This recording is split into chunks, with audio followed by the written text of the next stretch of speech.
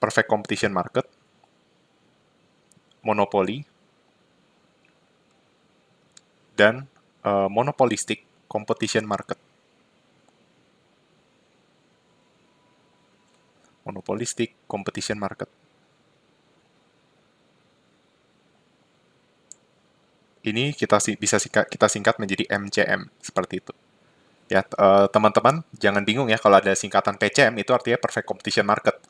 Kalau singkatannya IPCM itu artinya imperfect competition market. Seperti itu. Oke. Sebenarnya imperfect competition market itu ada oligopoli juga ya, tapi kita fokusnya untuk sekarang itu di monopoli dan monopolistik. Seperti itu. Oke. Jadi bicara tentang pasar persaingan sempurna dan tidak sempurna, saya akan coba gambarkan garisnya ya. Jadi misalnya ini ada pasar, semakin ke kiri, kita anggap ini misalnya semakin tidak sempurna gitu ya. Sedangkan semakin ke kanan itu semakin sempurna, maka ekstrim di sebelah kiri itu adalah monopoli. Ekstrim yang paling kanan itu adalah perfect competition market. Seperti itu. Nah, lalu setelah monopoli ini bisa kita bagi jadi oligopoli, lalu monopolistik gitu ya. Mungkin duopoli bisa di tengah-tengah sini ya. Nah, yang akan kita bahas itu adalah PCM secara singkat aja. Baru kita masuk ke monopoli dan monopolistik. Saya akan jelaskan kenapa saya skip bagian oligopoli seperti itu. Oke. Ya, jadi saya sedikit aja ya menerangkan untuk chapter 12 dulu. Saya hanya menjelaskan tentang konsep perfect competition market-nya aja ya. Jadi sebenarnya chapter 12 itu adalah general equilibrium and the efficiency of perfect competition market. Teman-teman sudah tahu apa itu equilibrium. Ya, equilibrium itu adalah suatu keadaan di mana ketika kita menganalisis demand supply, berarti equilibrium terjadi ketika demand sama dengan supply. Atau dengan kata lain, harga demand itu sama dengan harga supply, atau kuantitas demand sama dengan kuantitas supply. Nah, sebenarnya yang membedakan antara parsial dengan general itu adalah kalau parsial dia dianalisis secara terpisah antara household dan firm. Dan kita juga mengasumsikan komoditas yang dikonsumsi oleh masyarakat itu cuma satu jenis. Jadi misalnya KIDE dari barang KIDE yang dipengaruhi oleh harga barang X itu adalah A min BPX. Gitu. Maka kita hanya menganalisis secara parsial kalau seperti ini. Nah, tetapi kalau analisisnya secara general, maka dia melibatkan lebih dari satu komoditas. Jadi mungkin fungsinya jadi seperti ini. Gitu.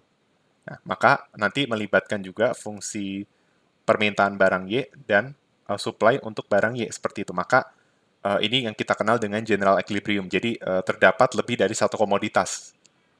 Bisa dianalisis secara sesama household atau household dengan firm juga seperti itu. Oke. Ini saya sedikit mereview aja untuk chapter 12 ya. Nah, teman-teman juga harus paham konsep tentang efisiensi yang kita pelajari waktu chapter mula-mula ya. Kalau mula-mula kita belajar efisiensi itu adalah suatu kondisi di mana perekonomian itu memproduksi yang orang inginkan dengan biaya yang sekecil-kecilnya, seperti itu. Kalau teman-teman masih ingat di chapter 2, kita menggambarkan kondisi efisiensi itu dalam kurva yang namanya production possibility frontier ya. Frontier ya. Di mana misalnya ini ada barang Y dan barang X gitu ya. Jadi ini yang bisa diproduksi oleh si produsen. Nah, maka produksi itu dikatakan efisien ketika dia menggunakan seluruh resource yang ada. Berarti dia berada di titik-titik ini, frontiernya. Seperti itu. Nah, sekarang kita mengenal konsep Pareto efisiensi. Nah, apa itu Pareto efisiensi? Pareto efisiensi itu adalah suatu kondisi di mana suatu perubahan itu menyebabkan kedua pihak itu tidak ada yang dirugikan gitu. Jadi semuanya itu sama-sama better off. Jadi ketika misalnya ada pihak X dan pihak Y gitu ya, itu ada perubahan alokasi, maka antara X dan Y itu sama-sama better off gitu ya. Bisa juga ditunjukkan dari utility yang meningkat gitu. Contohnya seperti apa? Contohnya seperti ini. Misalnya kita punya ada dua anak ya. Misalnya anak itu adalah anak X dan anak Y sedang mengikuti ujian di sekolah ya. Maka ketika anak X itu tidak tahan dingin, misalnya dia tidak tahan dingin, tapi dia duduk di bawah AC, ya. Sedangkan anak yang Y itu dia nggak tahan panas. Dan kebetulan dia duduknya ada di jauh dari AC. Atau dia mungkin keringetan gitu lah ya, karena dia harus harus deket gitu. Akhirnya, supaya kondisi Pareto tercapai, apa yang harus dilakukan? Yang harus dilakukan adalah X dan Y itu bertukar tempat duduk. Sehingga X yang tadinya kedinginan di bawah AC, itu bisa duduk di tempat Y dan dia tidak langsung terpapar dengan AC. Sedangkan anak yang Y ini, yang nggak tahan panas, dia bisa duduk di bawah AC dan dia tidak kepanasan. Sehingga mereka mereka berdua itu dapat mengerjakan ujian dengan lancar. Ya. Kita asumsikan mereka tidak mengambil manfaat untuk mencontek dari posisi tempat duduk ya. Jadi itu kurang lebih gambaran dari Pareto efisiensi seperti itu. Oke. Okay? Ada banyak contoh lain dari Pareto efisiensi seperti itu. Oke. Okay? Dan ada penekanan yang penting juga di perfect competition market yaitu ini. Ya. Pasar persaingan sempurna itu efisiensi terjadi ketika pasar itu memproduksi apa yang orang inginkan atau kita kenal dengan the efficient mix of output. Nah, kondisi ini tercapai ketika harga itu sama dengan marginal cost. Seperti itu. Ya. Dan kita bisa baca juga bahwa harga itu mencerminkan, nih bisa kita lihat ya, harga itu mencerminkan household willingness to pay atau kerelaan membayar dari si konsumen. Sedangkan marginal cost itu merefleksikan opportunity cost dari resource yang dibutuhkan untuk memproduksi barang seperti itu. Ya. Nah, jadi kondisi ini harus tercapai ya di dalam perfect competition market yaitu ketika price sama dengan marginal cost. Makanya di sini ada catatannya ya, society will produce the efficient mix of output if all firms equate price and marginal cost. Seperti itu. Nah, apa yang terjadi ketika price tidak sama dengan marginal cost? Nah, ketika price tidak sama dengan marginal cost, maka kemungkinannya ada dua. Price lebih besar dari marginal cost, atau price kurang dari marginal cost. Nah, jadi price itu jadi gini ya, teman-teman juga harus tahu bahwa di perfect competition market, ini seperti ini ya kurvanya ya. Saya akan coba gambarkan kurva untuk perfect competition market. Ini ada kurva lagi, price, dan ini quantity. Oke, jadi kita punya misalnya ini itu adalah market demand. Harus saya pakai warna. Ya, jadi ini ceritanya adalah market demand, dan ini adalah market supply. Nah, teman-teman udah tahu ya bahwa pembentukan harga itu terjadi ketika apa? Ketika demand sama dengan supply gitu. Jadi ini adalah harga equilibrium. Nah, ini adalah kuantitas equilibrium. Ini saya bikin key besar karena ini asumsinya adalah market equilibrium atau ini adalah kurva yang menunjukkan market supply dan market demand ya. Tapi kalau misalnya saya mau gambar kurva yang menunjukkan individual demand atau ya individual demand, maka dia harus key kecil gitu. Ya ini key besar karena dia market. Nah, jadi kalau di perfect competition market, harga itu terbentuk dari kesepakatan gitu antara demand dan supply. Seperti itu. Maka apa yang terjadi? Yang terjadi adalah seperti ini. Perusahaan itu akan mendapatkan marginal revenue atau tambahan penerimaan itu sama dengan harga. Kenapa demikian? Karena kita tahu bahwa total revenue itu adalah price dikali quantity. Nah, di perfect competition market, price itu konstan. Jadi berapapun kuantitas yang terjual, harganya itu tetap sama sebesar P equilibrium. Nah, berarti kalau harga konstan, maka marginal revenue itu adalah turunan TR terhadap Q, yaitu sama dengan P. Maka kita dapat bahwa P itu sama dengan MR. Nah, kenapa di PCM kita bisa bilang bahwa P itu juga sama dengan MC? Karena kita tahu bahwa aturan maximizing profit itu tercapai ketika apa? Ketika MR sama dengan MC. Nah, MR sama dengan MC itu tercapai, ini menunjukkan suatu kondisi di mana profit mencapai titik maksimum ya, gitu. Ceteris paribus. Dapatnya dari mana? Dapatnya dari sini. Kan profit itu adalah TR kurang TC. Nah, profit maksimum tercapai ketika turunan profit terhadap quantity itu sama dengan 0. Nah, total revenue diturunin terhadap quantity itu hasilnya marginal revenue. Total cost diturunin terhadap quantity itu hasilnya marginal cost. Jadi 0 sama dengan MR dikurang MC. Makanya kita dapat MR sama dengan MC. Seperti itu. Nah, ini sekedar bisa buat apa? Bisa buat ini ya, challenge buat teman-teman nih. Saya kasih challenge. Challenge 1. Ya. Apakah MR sama dengan MC selalu menunjukkan titik ekstrim di mana profit berada di titik maksimum. Nah, coba teman-teman bisa terserah boleh searching di internet atau boleh dipikir-pikir lagi ya. Kira-kira MR sama dengan MC itu selalu menunjukkan profit maksimum atau enggak sih? Nah, kan selama ini kita belajar MR sama dengan MC itu adalah profit maksimum karena kita asumsinya ceteris paribus gitu. Kenapa? Karena MR sama dengan MC diperoleh dari turunan profit terhadap quantity sama dengan 0.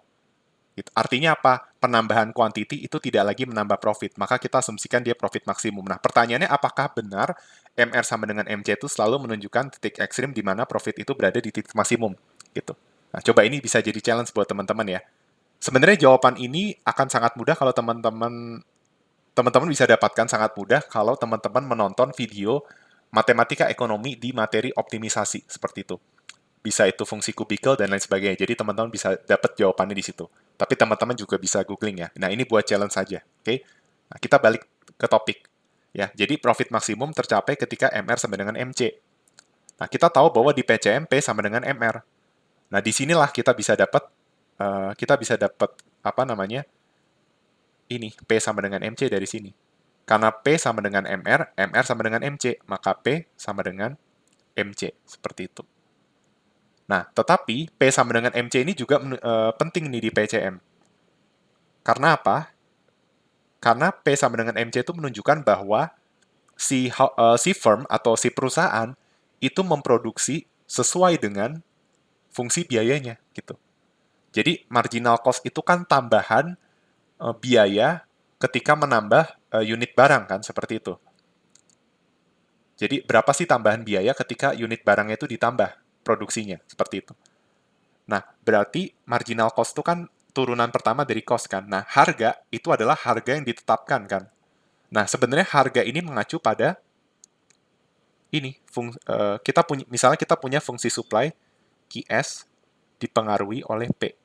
Ini kita sebut dengan market supply. Bisa market, bisa firm ya. Jadi saya sebut aja supply function gitu. Ini saya sebut supply function.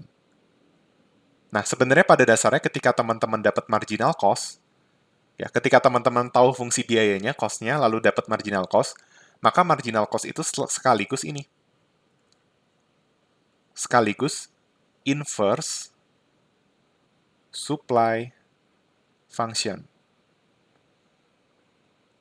Oke? Nah, ini ada contoh soal, ya. Soal pertama, diketahui sebuah fungsi biaya adalah sebagai berikut.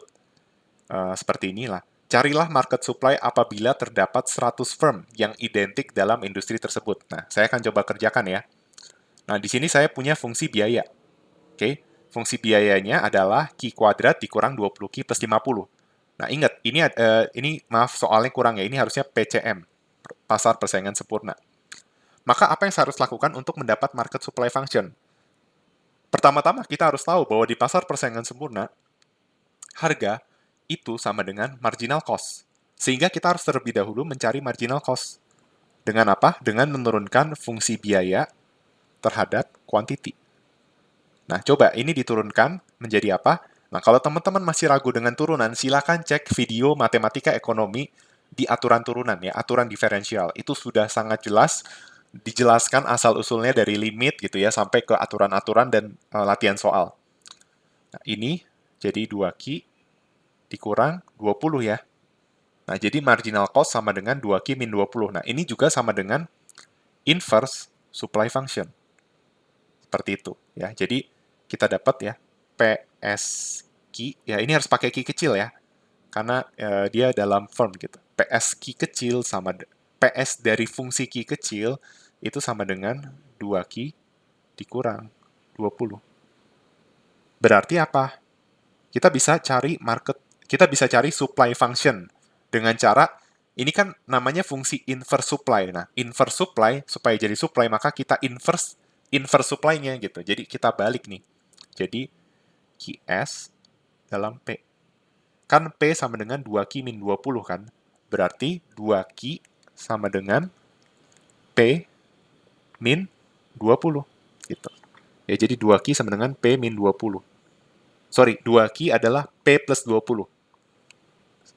Ya kan? Nah, berarti Q adalah 0,5P ditambah 10. Nah, ini adalah fungsi apa? Bukan fungsi market supply, tapi ini adalah fungsi dari ini adalah firm supply function. Jadi supply function untuk satu perusahaan. Sedangkan di dalam market tersebut terdapat 100 firm. Maka QS besar adalah N dikali QS kecil, di mana N sama dengan 100. Maka kita dapat QS dalam kurung P sama dengan 50P ditambah 100. Nah, jadi ini adalah bukti bahwa kita bisa mencari fungsi penawaran ketika kita mengetahui fungsi biaya dari pasar persaingan sempurna. Ya, jadi seperti itu. Nah, sekarang ini ada soal 2, teman-teman bisa buat latihan di rumah. Nah, jadi sekarang coba kerjakan nomor 2. Ya, bedanya apa? Bedanya sekarang ini ada demand function, tapi individual doang gitu.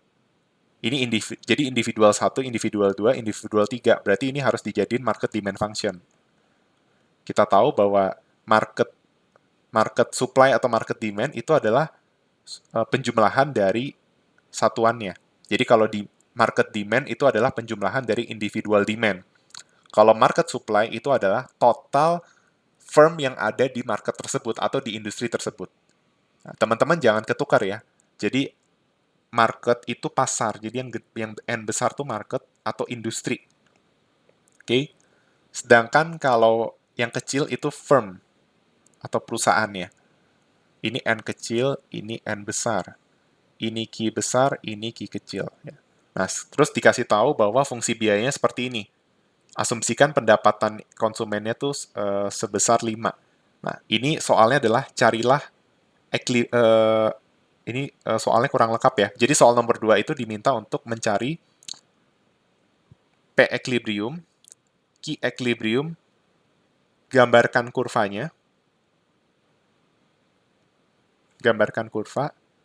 dan cari profitnya. Kita balik ke materi. Nah, jadi intinya tadi udah dibuktikan ya kenapa di pasar persaingan sempurna efisiensi itu tercapai ketika P sama dengan MC. Kenapa? Karena profit maksimum itu tercapai ketika MR sama dengan MC. Nah, kita tahu bahwa di pasar persaingan sempurna P sama dengan MR. Nah, berarti P sama dengan MR sama dengan MC. Maka terbukti P sama dengan MC seperti itu.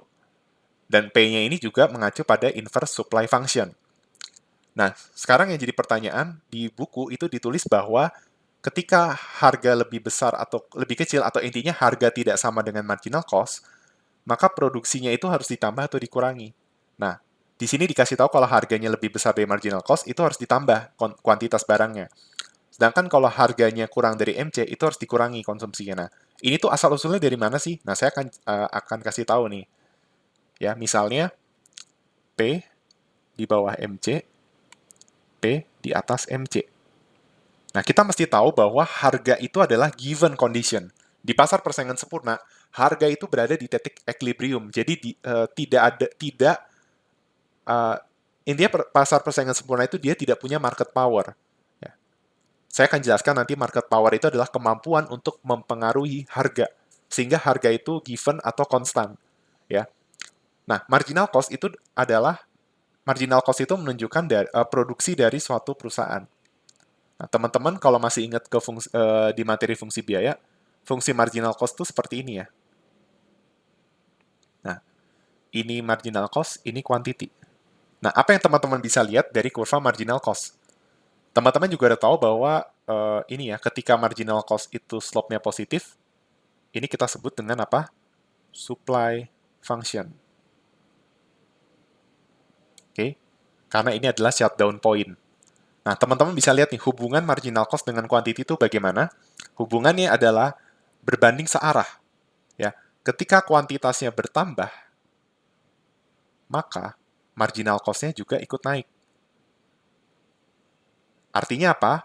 Artinya ketika kuantitasnya berkurang, marginal cost-nya juga berkurang. Nah, karena harga given, marginal cost itu bisa berubah sesuai dengan kuantitas produksi, maka kita bisa lihat bahwa untuk mencapai P sama dengan MC, maka kondisi ini, itu yang harus berubah adalah marginal cost-nya. Nah, teman-teman bisa pakai pemisalan, misalnya 5 itu kurang dari 6. Nah, berarti apa yang harus saya lakukan supaya si angka 6 ini bisa ke titik 5 atau mendekati 5 sehingga 5 sama dengan 5. Maka yang saya harus lakukan adalah menurunkan si marginal cost-nya. Nah, menurunkan marginal cost berarti mengurangi kuantitas produksi. Maka ketika harga di bawah marginal cost, kuantitas produksi itu harus dikurangi, seperti itu. Nah, kalau ini contohnya 6 lebih besar dari 5. Nah, 5 supaya jadi 6 itu harus dinaikin. Maka ketika harga lebih besar dari marginal cost harus meningkat. Sehingga kuantitas itu harus ditingkatkan. Seperti itu. Oke? Nah, ini adalah materi dari Perfect Competition Market yang sudah mungkin teman-teman sudah dengar materinya ya. Nah, kenapa saya jelaskan Perfect Competition Market? Karena ini akan kita bandingkan dengan kondisi di pasar persaingan tidak sempurna. Ya, jadi teman-teman juga harus tahu bahwa kenapa kita harus belajar pasar persaingan sempurna terlebih dahulu ya, karena pasar persaingan sempurna itu adalah pasar yang kita idamkan ya, yang ekonom itu cita-citakan.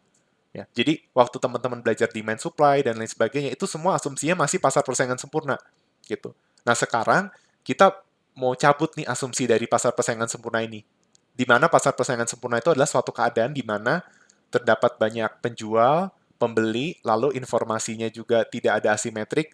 Pokoknya itu kondisi yang paling ideal. Nah, sekarang kita akan belajar kondisi yang tidak ideal, yang imperfect atau yang ada di kehidupan nyata. Oke? Nah, kita langsung loncat ke chapter 13. Nah, langsung ke monopoly and antitrust policy. Ya, saya nggak akan jelaskan antitrust karena teman-teman bisa baca ya. Ini saya menggunakan referensi buku Cash and Fair. Oke. Nah, di sini dijelaskan definisi dari imperfect competitive industry. Imperfect competitive industry itu adalah sebuah industri di mana masing-masing pasar industri, masing-masing individu dari perusahaan itu memiliki kontrol untuk kontrol yang untuk mengukur harga gitu, harga dari output. Nah, jadi imperfect competitive itu intinya dia punya market power. Kalau di PCM, perfect competition market, dia nggak punya market power. Nah, apa itu market power? Market power adalah kemampuan pasar persaingan tidak sempurna untuk meningkatkan harga tanpa kehilangan kuantitas demand yang diproduksi. Atau dengan kata lain, dia punya kemampuan untuk mempengaruhi harga. Seperti itu. Nah, pertanyaannya apakah market power itu hanya kemampuan untuk mengatur harga atau mengontrol harga? Jawabannya iya. Bukan berarti ketika mengatur harga, itu dia, jadi gini, jadi kalau teman-teman ditanya apakah market power itu adalah ability to influence price, atau dia itu juga sekaligus ability to maximize profit. Jawabannya adalah dia hanya ability to influence price. Jadi ability to yang lain-lain itu salah kalau ada di opsi jawaban. Kenapa? Kenapa maximizing profit itu nggak termasuk market power? Karena profit maximizing itu juga terjadi di pasar persaingan sempurna. Ya, pasar persaingan sempurna itu juga mencapai kondisi MR sama dengan MC. Maka tidak tepat kalau kita bilang market power itu adalah kemampuan untuk memaksimumkan profit. Betul, pada pasar persaingan tidak sempurna, profit akan lebih besar daripada pasar persaingan sempurna. Tetapi, kemampuan untuk melakukan maximizing profit itu juga dimiliki oleh pasar persaingan sempurna. Ya. Sehingga market power itu murni untuk mempengaruhi harga aja. Gitu. Oke? Itu yang harus ditekankan. Dan sebenarnya monopoli, ya, itu tidak ada di dalam kehidupan nyata. Kalau kita bicara pure monopoli. Kenapa? Karena pure monopoli itu berarti dia harus memenuhi dua asumsi. Yang pertama, dia adalah single firm atau hanya satu pemain yang memproduksi barang yang tidak ada close substitutes. Dan yang kedua, itu adalah memiliki barriers to entry yang sangat signifikan sehingga benar-benar menghindari perusahaan lain untuk masuk ke industri tersebut dan mendapatkan profit. Ya, yang menjadi clue itu adalah no close substitute gitu ya. Kalau cuma dari jumlah pemain mungkin itu bisa terpenuhi, tapi no close substitute itu menjadi kunci dari pure monopoly. Saya mau ngambil contoh seperti ini ya. Misalnya di rumah teman-teman, di depan rumah teman-teman itu ada yang jualan martabak. Nah, yang jualan martabak itu cuma satu gitu ya. Misalnya martabak Pak Ajep gitu ya. Martabak Pak Ajep itu cuma satu. Di sekilo selanjutnya itu nggak ada martabak. Pokoknya dicari di sekitar rumah teman-teman itu nggak ada martabak. Yang jual martabak tuh cuma si Pak Ajep itu misalnya. Artinya cuma ada satu penjual martabak di daerah rumah teman-teman. Nah, pertanyaannya adalah, apakah martabak Pak Ajep itu adalah monopoli? Nah, dengan asumsi martabak itu memiliki barang substitusi, maka kita nggak bisa bilang martabak Pak Ajep ini adalah monopoli. Karena sekalipun hanya ada satu yang jual martabak, bisa jadi ada substitusinya gitu. Mungkin martabak Pak Ajep cuma satu, ya. Yang jualan martabak cuma si Pak Ajep, tapi bisa aja ada substitusi dari martabak. Misalnya kue pancong, terus apa? Kita taruh aja substitusi dari martabak pisang goreng, pisang bakar, roti bakar, ya. Terus apalah segala macam substitusi dari si martabak, ya. Berarti ketika ada substitusi dari martabak, maka martabak Pak Ajep itu nggak bisa dibilang monopoli gitu. Jadi sebenarnya monopoli itu di dalam kehidupan nyata itu benar-benar, kalau benar-benar memenuhi asumsi monopoli yang pure monopoli itu nggak benar-benar ada. Ya, paling mungkin itu mendekati monopoli gitu. Tetapi mungkin produknya itu tidak, masih ada substitutnya gitu. Ya, nggak benar-benar nggak ada close substitutnya gitu. Oke, itu yang perlu kita ketahui. Oke, nah kita juga mesti tahu bahwa eh, apa kalau di monopoli itu dia marketnya inelastis, kalau di PCM itu marketnya perfect elastis. Ya, kenapa perfect elastis? Nih saya akan tunjukkan kurva di PCM ya. Ini adalah P sama dengan MR. Artinya berapapun kuantitas barangnya, harganya tetap segini. Harga supply-nya seperti ini. Artinya apa? Ini artinya adalah perfect elastic.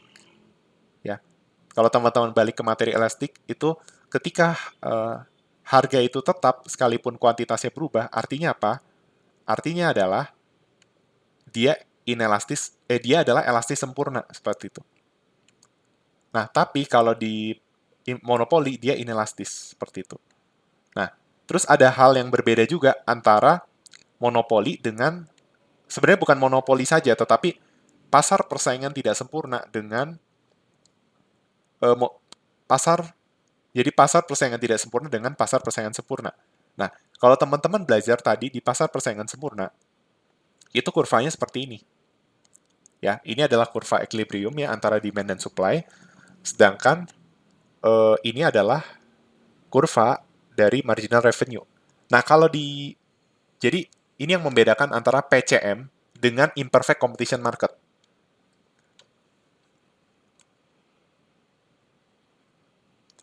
Kalau di PCM tadi kita dapat TR sama dengan P kali Q, ya, terus MR sama dengan P gitu ya. Intinya di PCM P sama dengan MR. Nah, kalau di imperfect competition market, itu P tidak sama dengan MR. Seperti itu. Kenapa? Karena harga di imperfect. Jadi misalnya kita punya fungsi demand ini. Q sama dengan A min P. Ini kan adalah market demand function. Nah, kalau pasar persaingan tidak sempurna, harga itu bukan sama dengan marginal revenue. Tapi harga itu adalah inverse market demand function. Jadi fungsi demand yang teman-teman punya ini, itu di inverse. Jadi misalnya A min Q gitu ya. Oke. Jadi ini ceritanya adalah inverse market demand function atau fungsi harga dari imperfect competition market.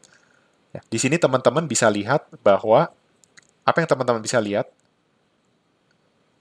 kalau tadi di PCMP itu konstan, di imperfect competition P itu tidak konstan. Ya, jadi P itu dipengaruhi oleh Q gitu.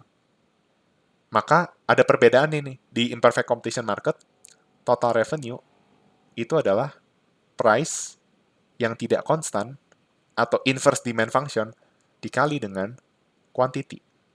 Nah, ini kan misalnya P sama dengan A min Q ya. Misalnya saya bikin P-nya itu bukan A min Q ya.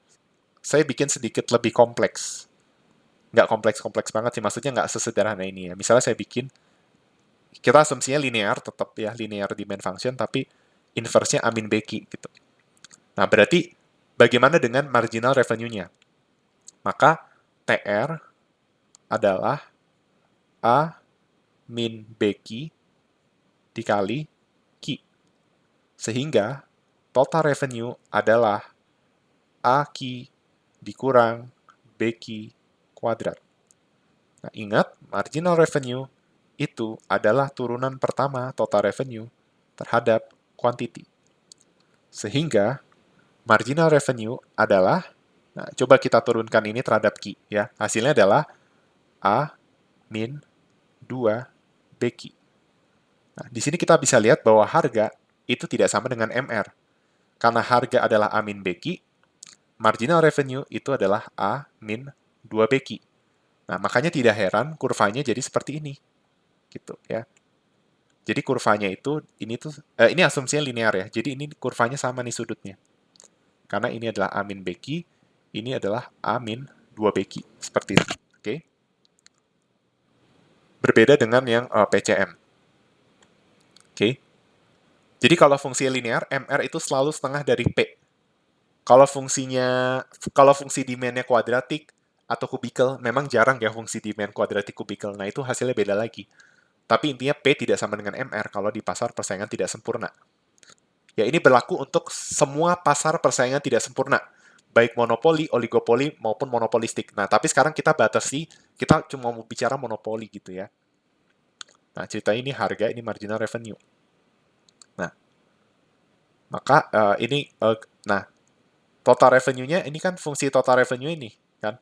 Total revenue adalah AQ min BQ kuadrat. Berarti ketika inverse demand atau demand function itu linear, maka fungsi penerimaan itu adalah kuadratik. Oke? Makanya kurvanya jadi seperti kurva untuk apa? Revenue itu jadi seperti ini. Oke? Kalau di PCM revenue itu konstan. Karena harga konstan, revenue-nya seperti ini gitu. Kalau di monopoli TR-nya seperti ini. Nah, ingat karena misalnya dia mau mengambil ceritanya ini kita anggap aja dia nggak ada biaya gitu ya. Atau biayanya konstan. Anggap ini biayanya konstan. Maksudnya biaya konstan tuh berapapun kuantitas produksinya biaya segitu. Nah, berarti kan profit adalah TR min TC. Nah, ceritanya TC konstan. Maka untuk memaksimumkan profit, satu-satunya cara adalah memaksimumkan TR gitu. Jadi dicari TR yang paling maksimum. Ini di titik optimum, ya. Berarti ini key star-nya. Oke. Nah, ini sekarang ada kurva monopoli. Oke. Nah, ini sekarang saya akan menjelaskan. Jadi ini nanti ada perbanding. Jadi ini ada kurva monopoli dan nanti juga kita akan bandingkan dengan PCM ya. Jadi MR sama dengan MC tetap terpenuhi ya, ini profit maximizing. Tapi kita akan lihat perbedaan antara monopoli dengan PCM. Ini contohnya monopoli dulu ya. Nah, kan ini kurva demand. Ini kurva marginal revenue. Nah, Profit maksimum itu tercapai MR sama dengan MC. Jadi ketika MR MC bersinggungan, itu akan menghasilkan kuantitas yang memaksimumkan profit. Makanya ketika MR MC bersinggungan, kita tarik garis ke bawah, kita dapat kuantitas monopoli. Gitu. Nah, ketika kita tarik garis ke samping, maka ke samping ini menunjukkan apa? Menunjukkan marginal revenue dan marginal cost dari monopoli sebesar contohnya $2. Nah, ketika kita tarik garis ke atas, bersinggungan dengan kurva ATC, maka kita dapat ATC ini adalah ATC dari si monopoli. Nah, ceritanya ATC-nya itu adalah 4,5. Seperti itu. Nah, kita tarik lagi ke atas, itu bersinggungan dengan kurva demand. Di mana demand itu adalah misalnya P sama dengan Amin Beki. Ceritanya inverse-nya seperti ini. Berarti kalau kita masukin key monopoli di sini, berarti P-nya adalah P monopoli gitu. Nah, jadi titik A ini menunjukkan harga dari si monopoli sebesar $6. Nah, kan kita tahu bahwa apa namanya? Total profit itu apa sih? Profit itu adalah TR dikurang TC. Ya kan? Saya udah pernah jelaskan ya, profit itu kan TR min TC. TR itu P kali Q, TC itu AC kali Q. Berarti profit adalah P dikurang AC dikali Q. Gitu. Jadi kita bisa, jadi gini, ini adalah rumus profit yang disederhanakan. Jadi ini juga berlaku untuk, baik itu untuk pasar monopoli maupun pasar non-monopoli ya. Seperti itu. Jadi kita dapat profit adalah P min AC dikali Q. Oke. Berarti kita cari nih daerah P min AC itu ini. Dari P ke AC. Itu adalah P min AC. Jadi P min AC kali Q ini ibaratnya seperti sebuah persegi panjang.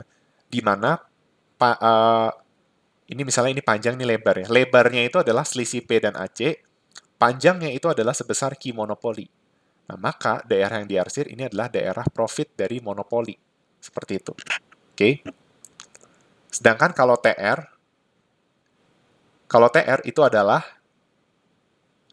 kalau TR itu berarti P kali Q. Berarti dari 0 ke P, 0 ke Q, atau si persegi panjang yang ini, itu adalah total revenue-nya.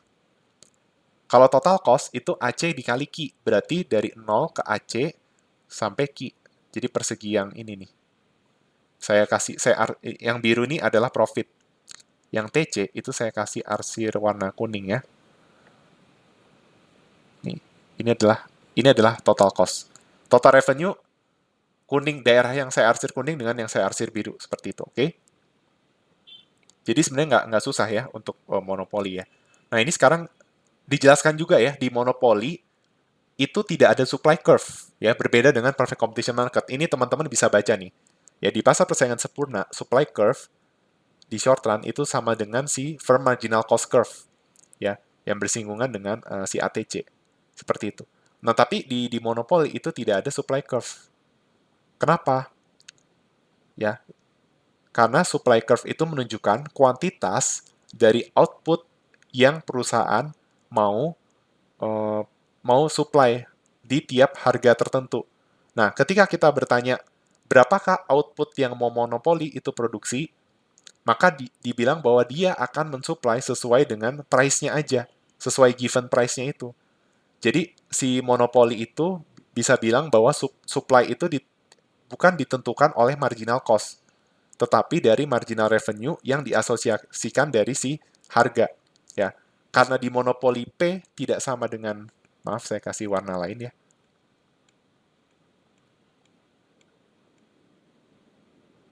Tartar. Ya, karena di monopoli itu apa namanya? Karena di monopoli price itu tidak sama dengan marginal cost, maka monopoli itu tidak punya supply function. Karena apa? Si monopoli itu akan memaksimumkan profit dan kendalanya dia itu cuma si demand functionnya, yaitu Amin Bekinya ini, inverse demand-nya gitu. Nah, pertanyaannya, si monopoli bisa nggak netapin harga yang setinggi-tingginya? Jawabannya dia tetap punya batasan gitu. harga yang ditetapkan itu sesuai dengan market demand. Jadi mungkin semakin kalau demand-nya elastis, dia netapin harga cenderung lebih rendah karena masyarakatnya lebih responsif terhadap perubahan harga. Tapi ketika demand-nya lebih inelastis, maka dia cenderung nerapin harga lebih tinggi gitu. Jadi monopoli itu bisa memasifkan profit tapi terkendala oleh si market demand gitu. Ya, jadi kita bilang dia terkendala oleh market demand. Oke. Jadi seperti itu. Jadi itu untuk monopoli. Itu alasan kenapa di monopoli itu tidak ada supply curve, ya. Oh ya, terus kita juga mesti tahu karena monopoli hanya ada satu pemain, maka industri, saya ganti warna dulu ya.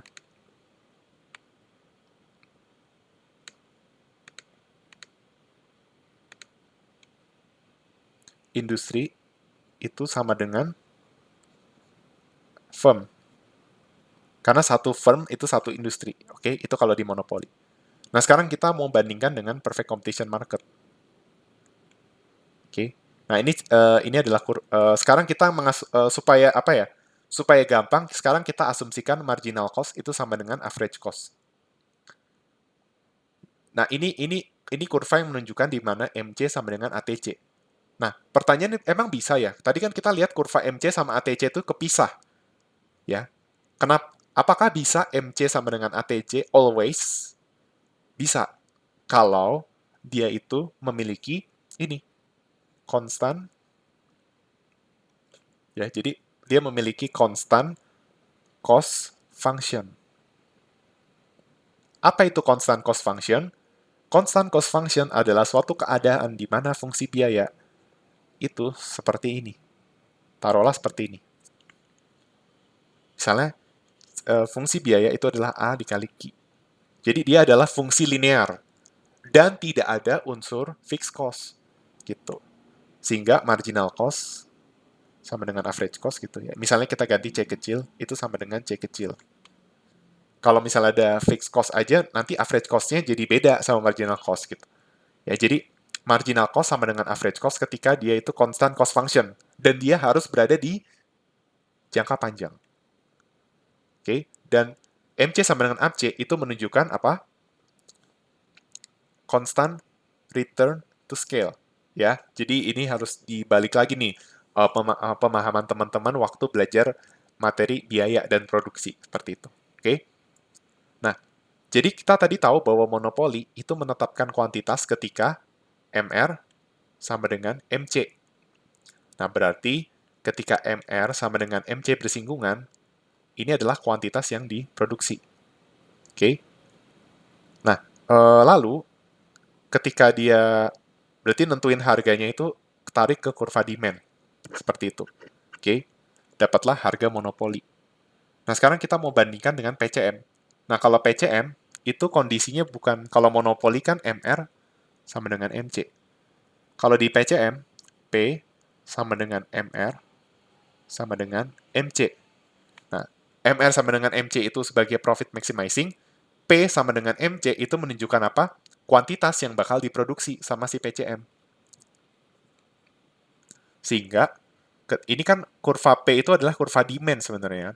Nah, ketika P sama dengan MC bersinggungan, itu adalah kuantitas dari si PCM. Nah, kita bisa lihat ketika kuantitasnya di MR sama dengan MC, dengan P sama dengan MC, apa yang bisa kita lihat? Kuantitasnya itu berbeda.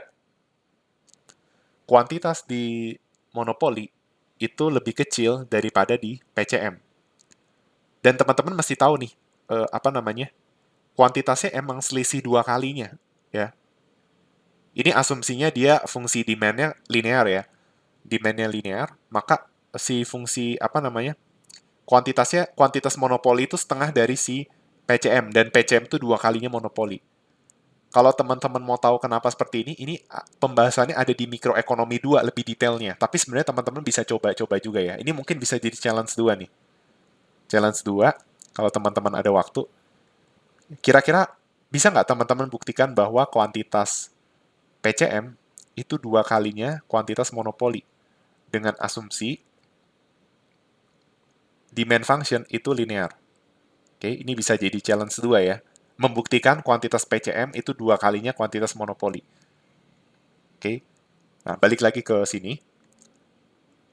Nah, sehingga kita bisa lihat bahwa kuantitas di monopoli lebih kecil, tapi harganya lebih tinggi, sedangkan kuantitas PCM itu lebih besar, tapi harganya lebih kecil, di mana harganya sama dengan marginal cost. Sehingga kita bisa lihat bahwa eh, harga di monopoli itu lebih tinggi dari PCM, sehingga apa? Sehingga kuantitasnya lebih rendah daripada PCM. Seperti itu. Nah, karena kita asumsikan MC sama dengan AC, di mana di PCM itu P sama dengan MC, maka profit sama dengan berapa? Sama dengan 0. Ya. Karena profit itu adalah P dikurang AC dikali Q. Ya, ketika MC sama dengan AC, berarti ketika MC sama dengan AC, berarti P sama dengan AC. Nah, makanya profit sama dengan 0 kalau di PCM. Oke, ini ada keterangannya. Nah, ini juga ada penjelasan, jadi intinya kalau di long run, monopoli itu punya barriers to entry ya, atau menghalangi industri lain untuk masuk ke perusahaan tersebut. Oke, nah ini juga ada teman-teman bisa baca ya. Jadi ada, ini sekarang ada natural monopoly ya. Kalau natural monopoly itu intinya sebuah industri yang mempunyai economies of scale yang sangat besar, gitu. Nah ini kita bisa lihat kurva long run average cost-nya ya, di mana baik di skala manapun, dia selalu beroperasi di increasing return to scale. Apa itu increasing return to scale?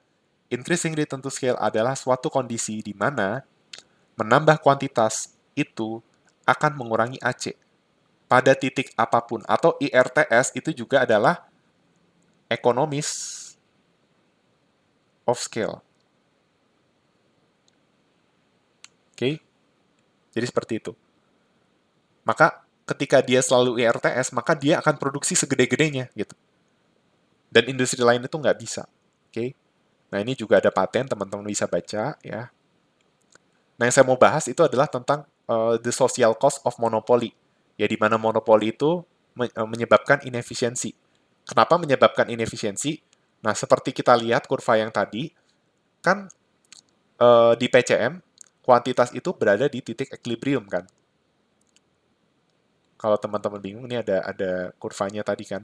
Di PCM itu kan ketika kuantitas itu berada di titik equilibrium. Nah, teman-teman, kita review lagi ke chapter 3. Chapter 3-4 ya. Di Cash and Fair udah dijelasin kan, bahwa dead weight loss itu terjadi karena apa sih? Dead weight loss terjadi ketika produksinya itu tidak berada di titik equilibrium. Gitu. Bisa kan kalau dulu kita belajarnya kenapa jadi harga itu nggak selalu di equilibrium karena misalnya ada kebijakan, misalnya equilibriumnya bergeser gitu karena adanya pajak atau subsidi atau adanya kebijakan pemerintah ya menetapkan harga minimum, harga maksimum. Nah sekarang kita belajar dead weight loss. Jadi dead weight loss tuh kan kondisi di mana tidak sesuai equilibrium ya kuantitasnya. Nah kuantitas tidak berada di titik equilibrium itu ada dua kemungkinan. Overproduction atau underproduction. Nah, kalau di monopoli itu underproduction dead weight loss-nya gitu ya. Jadi ketika Q itu di bawah kuantitas equilibrium. Seperti itu. Oke. Ini kita bisa lihat, ini kuantitas equilibriumnya di 4.000. Sedangkan monopoli produksinya cuma 2.000. Nah, berarti ini adalah, kuning ini adalah dead weight loss. Gitu. Makanya monopoli itu menyebabkan welfare loss gitu. Ada welfare yang hilang seperti itu. Hilangnya sebesar segitiga ini. Jadi dead weight loss kalau kita punya kurva seperti ini, maka bagaimana mencari dead weight loss monopoli? Dead weight loss monopoli bisa dicari dari luas segitiga. Rumusnya apa? Rumusnya adalah segitiga kan setengah kali alas kali tinggi ya, berarti setengah dikali ini lebarnya ya. Lebarnya QC dikurang QM, atau kuantitas di PCM dikurang kuantitas di monopoli dikali tingginya. Tingginya adalah P monopoli dikurang P di PCM. Nah, ini adalah untuk mencari deadweight